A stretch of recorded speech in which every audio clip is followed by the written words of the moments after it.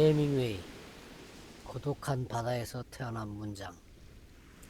여러분 안녕하십니까? 지구촌 문학계는 바쁜 일상에 밀려 문학에서 멀어진 이들에게 손을 내미는 작은 쉼터가 되고자 시작되었습니다. 첫 편에서 말씀드린 대로 본격적인 강좌가 아니라 문학이 주는 위안과 사유의 결을 천천히 어루만져 보는 시간을 지향합니다. 오늘의 여정은 20세기의 상징적 작가 어니스트 해밍웨이.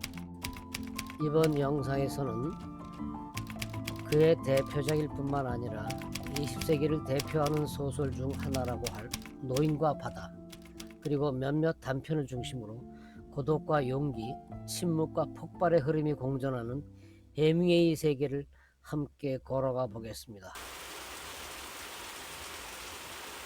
1. 해밍웨이의 생애. 경험이 곧 문장이 된 사람.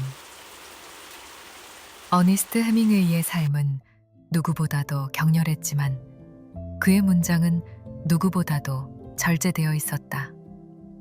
그는 1차 대전의 전장에서 중상을 입었고 스페인 내전에서 종군 기자로 전장을 기록했으며 사냥, 낚시, 복싱, 투어 같은 위험한 환경 속으로 스스로 걸어 들어갔다. 그러나 그의 문장은 언제나 말하지 않음의 미학을 따랐다. 젊은 시절 파리에서 그는 조이스, 거트루드 스타인, 피츠제럴드 등 로스트 제너레이션의 작가들과 교류하며 문장에 대한 신념을 확립한다. 소설은 쓰는 것이 아니라 다듬는 것. 금속을 갈아내듯 문장을 단단하게 만드는 그의 태도는 이때 완성되었다. 흔히 그는 마초의 상징으로 오해되지만 그의 작품 속 인간은 강한 존재가 아니라 강하려 애쓰는 존재이다. 부서지면서도 자신을 붙들고 버티는 인간. 그 고독을 해밍웨이는 누구보다 섬세하게 기록했다. 1. 파리. 상실이 문학으로 바뀐 도시. 1918년 이탈리아 전선에서 그는 200개에 가까운 파편을 맞으며 산산조각난 다리를 부여잡고 귀환했다. 전쟁은 그의 영혼을 부러뜨렸고 문장은 그 파편을 묶어 세우는 방식이 되었다. 전쟁에서 돌아온 그는 의미의 공백 속에서 방황했다. 삶의 해답이 아니라 이 삶을 어떻게 견딜 것인가를 묻던 그는 파리를 선택했다. 1920년대 파리는 상실 속에서도 다시 삶을 붙잡으려는 젊은이들의 도시였다. 스타인은 너희는 잃어버린 세대다 라고 했지만 해밍웨이는 그 안에서 다시 일어서려는 의지를 보았다. 그는 조이스에게서 관찰의 깊이를, 스타인에게서 단문 구조를, 피츠제럴드에게서 리듬을, 파운드에게서 장식의 제거를 배웠다. 이 네 가지가 서로 섞이며 해밍웨이 문체가 태어난다. 2. 스페인 내전. 이념 이전의 인간. 1936년 스페인 내전에서 그는 이념의 숭고함보다 현실의 잔혹함을 목격한다. 동지들이 서로를 의심하고 하루아침에 숙청되는 현실. 국제여단의 젊은이들은 이념이 아닌 인간적 절망 앞에서 흔들렸다. 이 경험은 누구를 위하여 종은 울리나의 중심이 된다. 그에게 중요한 것은 이념이 아니라 선택 앞에 선 인간의 존엄이었다. 3. 쿠바. 가장 자기 자신에 가까워진 시기.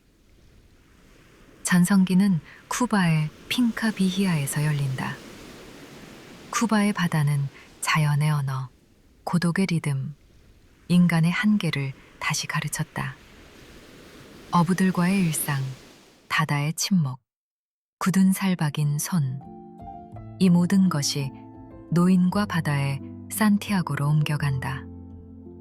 전쟁의 상처, 파리의 절제, 스페인의 비극, 쿠바의 고독이 하나로 모이며 완성된 해밍웨이가 탄생한다.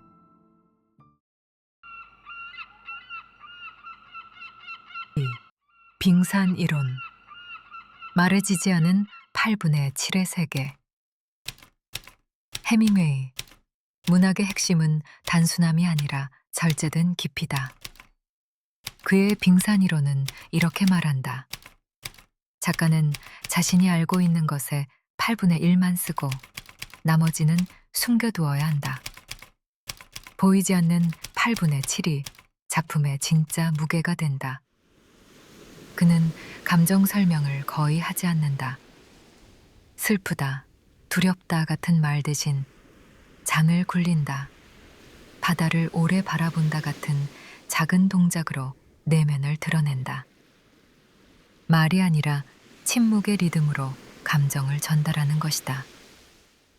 해밍웨이는 사건 그 자체보다 사건이 남긴 감정의 그림자를 썼다. 전쟁 부상을 그대로 묘사하는 대신 절뚝거림과 비, 느리게 내려놓는 술잔을 반복한다. 그래서 그의 대화는 말의 형태를 한 침묵이며 독자는 그 침묵 속에서 감정을 스스로 발견하게 된다. 3. 노인과 바다. 고독 속에서 존엄을 지키는 인간, 쿠바의 어부 산티아고는 84일째 빈손으로 돌아온다. 사람들은 그를 불운의 노인이라 부르지만 소년 마놀린만은 변함없이 말한다. 나도 다시 함께 바다에 나갈 거예요. 소년은 노인의 존엄을 가장 먼저 알아본 사람이다. 1. 깊은 바다. 인간 존재를 시험하는 장소. 85일째 새벽. 노인은 홀로 먼 바다로 나아간다. 자연은 선악을 묻지 않는다. 그저 있을 뿐이며 인간을 비추는 거울처럼 침묵한다. 2. 청새치. 적이 아니라 동류. 물고기와 사투를 벌이는 대목을 작품의 핵심으로 나는 본다. 거대한 청새치는 조각배를 끝없이 끌고 간다.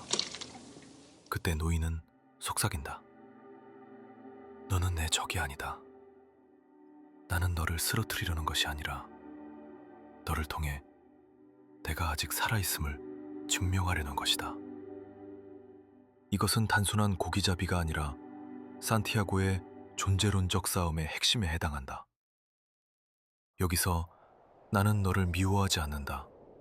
너는 나를 시험하러 왔고 나는 그 시험을 피하지 않을 뿐이다라는 말은 전투의 본질을 드러내는 대목으로서 의지가 아니라 숙명에 응답하는 인간을 보여준다. 나는 너를 이기려는 게 아니다. 너를 향해 선, 나를 잃지 않으려는 것이다. 이 문장에서 노인의 싸움은 존엄 유지라는 주제를 가장 강하게 표현하고 있다. 또한 존경과 생존, 사랑과 죽임이라는 모순된 감정이 다음과 같이 발산한다. 그는 나의 형제다. 하지만 나는 그를 잡아야 한다. 3. 이틀 밤의 싸움. 삼처와 기억. 손은 줄에 베이고 다리는 경련하며 밤이 지나도 싸움은 끝나지 않는다. 2박 3일을 줄임배로 버티는 노인은 물고기와 싸우는 동안 날 생선을 몇 점 베어 물며 위장을 달랜다. 살기 위한 최소한의 음식이다. 그러나 싸움을 이어갈 힘은 의지가 아니라 젊은 날 버텨온 투지의 기억에서 나온다.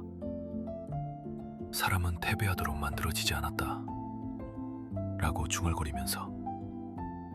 4. 승리와 상실. 무엇이 남는가? 청새치를 작살로 올려 세운 순간은 찬란하지만 돌아오는 길에 상어떼는 고기를 뼈만 남긴다. 노인은 큰 물고기를 이기지 못한 것이 아니다. 다만 더 큰 바다에 졌을 뿐이다. 이 장면을 두고 허무주의라고 말하는 해설도 많지만 해밍웨이의 문학은 허무주의와는 다르다. 그는 허무를 찬양하지도 그 앞에 무릎을 꿇지도 않는다. 오히려 마주친 허무 속에서도 인간이 어떻게 용기와 존엄을 선택하는지를 보여줄 뿐이다. 그러나 그는 패배자가 아니다. 끝까지 포기하지 않았기 때문이다. 5. 소년과의 재회. 끝났지만 끝나지 않은 싸움. 소년은 울먹이며 말한다. 우리 같이 다시 나가요. 노인은 대답하지 않는다. 바다는 늘 같은 자리였지만 소년의 눈빛은 어느새 산티아고의 젊은 날을 닮아 있었다.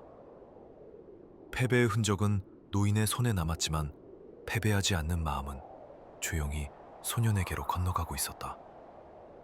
그는 그저 말없이 잠들 뿐이다. 그는 꿈속에서 사자를 본다. 여기서 사자는 젊음과 용기, 존엄을 상징한다. 킬리만자로의 눈. 죽음 앞에서 드러나는 미완의 삶. 작가 해리는 아프리카 사파리에서 감염된 상처 때문에 서서히 죽어가고 있다. 곁에는 헬렌이 있지만 둘의 관계는 권태와 후회로 가득하다. 해리는 죽어가는 침대 위에서 자신이 쓰지 못한 이야기들을 떠올린다.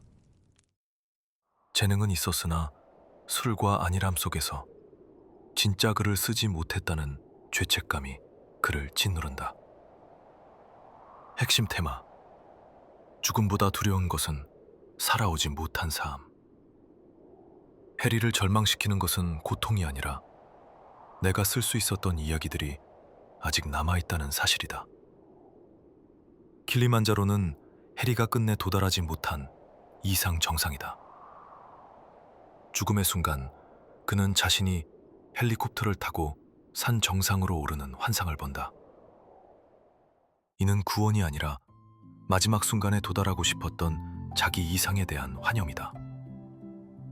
그 주변을 서성이는 하이에노는 점점 가까워지는 죽음의 냄새다.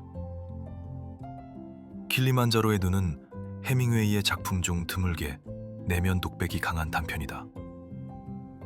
전쟁의 상처와 자책, 자기 파괴적 충동, 그의 두려움이 가장 솔직하게 드러난 작품이기도 하다. 해리는 실패자로 죽는 것이 아니라 미완의 예술가로서 죽는 비극성을 남긴다. 5. 프랜시스 맥컨버의 짧지만 행복한 생애. 해밍웨이를 떠올리면 되게 하드보일드한 문체, 전쟁과 바다의 이미지가 먼저 떠오르지만 그의 작품 세계에는 덜 알려진 또 하나의 면모가 있다. 그것은 인간의 비겁함과 용기, 사랑과 권력, 공포와 각성을 정교하게 다루는 심리적 깊이다. 이러한 해밍웨이의 또 다른 얼굴을 가장 선명하게 보여주지만 일반 대중에게는 거의 언급되지 않는 작품이 바로 프랜시스 맥컨버의 짧지만 행복한 생애이다. 맥컨버는 아내 마고와 사파리 여행을 떠난다. 겉으로는 부유한 두부의 휴양처럼 보이지만 오래전부터 둘 사이에는 균열이 깊다. 마고는 남편의 비겁함을 경멸하고 맥컨버는 그 시선을 견디지 못한다. 사자 사냥에서 도망친 뒤 그는 다시 한번 무너지고 그날 밤 마고는 노골적으로 동행한 사냥꾼 윌슨과 바람을 핀다. 다음 날 맥컨버 안에서는 뜻밖의 변화가 일어난다. 그는 더 이상 두려움에서 도망치지 않기로 결심한다. 공포를 인정하면서도 앞으로 나아가는 이 조용한 결단. 해밍웨이가 말하는 진짜 용기, 이 그의 존재를 완전히 바꾸어 놓는다. 들소 사냥에서 그는 전날과는 전혀 다른 사람이 되어 있다. 대지를 흔드는 거친 솥대 속으로 스스럼 없이 뛰어들며 자신의 두려움과 평정이 하나로 합쳐지는 순간을 만난다. 해밍웨이는 이 짧은 각성의 시간을 행복한 생애라 부른다. 그러나 바로 그 절정에서 비극이 닥친다. 두상당한 들소가 맥컨버에게 마지막 돌진을 감행하는 찰나, 캠프의 차 안에 있던 마구가 급히 소총을 들어 방아쇠를 당기고 맥컨버는 쓰러진다. 하나의 연속된 동작으로 묘사되는 이 장면은 표면적으로만 보면 아내가 남편을 도우려다가 오발사고를 낸 것처럼 보일 수도 있다. 그러나 총의 각도는 애매하고 마고의 표정에는 죄책감도 공포도 묘사되지 않는다. 목격자인 윌슨은 비웃음 섞인 말을 흘릴 뿐 사건의 진실을 단정하지 않는다. 사전에 축적된 두부의 감정과 권력의 균열을 고려하면 고의의 가능성 또한 배제할 수 없다. 해밍웨이는 이 순간을 열린 체계로 남겨둔다. 고의인지 실수인지 그 판단은 수용자인 독자의 몫이다. 다만 분명한 것은 맥컨버가 단 한순간이지만 진정한 자신을 찾은 뒤에 죽는다는 사실이다. 그렇기에 그의 죽음은 파멸이 아니라 어떤 의미에서는 삶의 완성으로도 읽힌다. 바로 이 모호하고 섬세한 여백이 이 단편을 해밍웨이 문학의 심장부로 이끈다. 흥미로운 것은 이 작품의 밑바닥에는 해밍웨이 자신의 자아인식이 선명하게 비친다는 점이다. 그는 평생 스스로를 겁이 많은 인간이라 자각했고 그 비겁함을 누구보다 싫어했다. 그래서 위험을 향해 걸어가며 두려움을 밀어내려 했다. 맥컨버가 치욕 속에서 무너지고 다음날 갑자기 공포를 직시하며 새로운 자신으로 깨어나는 순간은 사실 해밍웨이가 평생 꿈꾼 자기 극복의 장면과 그대로 겹친다. 짧지만 행복한 생애라는 제목 역시 길이가 아니라 밀도가 삶을 결정한다는 그의 신념을 담고 있다. 이 단편은 결국 한 사냥꾼의 이야기라기보다 두려움을 넘어선 순간에 비로소 인간이 완성된다는 해밍웨이 자신의 고백에 가깝다. 맺는 말, 문학이 다시 손을 내미는 자리. 해밍웨이는 지난 세기의 작가이지만 그의 질문은 여전히 우리 곁에 있다. 삶의 무게를 견디는 법, 혼자의 시간을 받아들이는 법, 마지막까지 지키고 싶은 존엄에 대해 그는 말없는 목소리로 조용히 속삭인다. 그의 문장은 투박해 보이지만 실은 오래 버틴 사람만이 쓸 수 있는 문장이다. 그는 강한 인간을 기록한 것이 아니라 강함이 부서지는 순간을 기록했다. 해밍웨이 문학은 말한다. 사람은 상처로 산다. 부서진 자리에서 다시 일어날 수 있다. 포기하면 패배지만 버티는 한 패배가 아니다. 문학은 답을 주지는 않지만 잊고 지는 감정 하나를 다시 불러낸다. 이 작은 문학 기행이 그 감정의 결을 다시 만져보는 시간이 되었기를 바란다. 지금까지 바가본도의 지구촌 문학 기행이었습니다. 시청해 주셔서 고맙습니다.